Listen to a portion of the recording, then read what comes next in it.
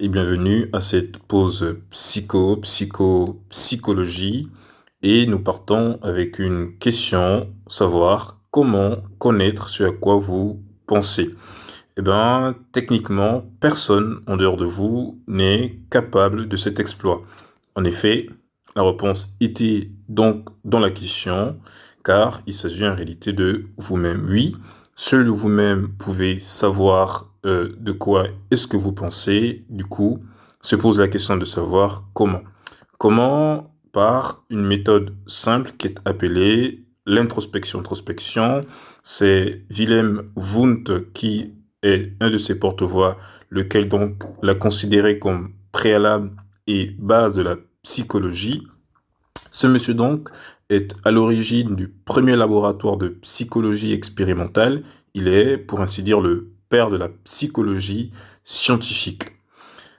De plus, Willem Wundt a établi trois principes ou trois règles par lesquelles cette introspection peut être appliquée, expérimentée, où d'une part, il appelle l'individu à déterminer son état mental face à un objet extérieur.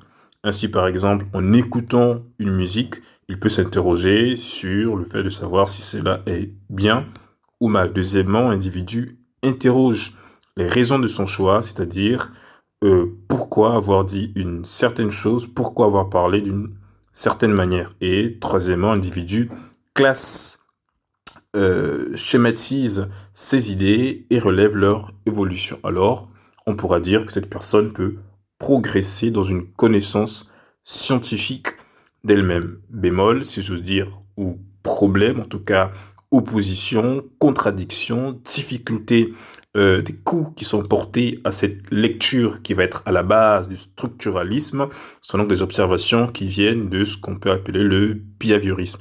Behaviorisme aussi appelé comportementalisme, donc qui pointe le fait que un individu, s'il est vrai qu'il peut avoir accès à certains de ses états mentaux, ces processus mentaux, pour autant, il reste une partie auquel l'individu n'a pas accès, savoir l'inconscient.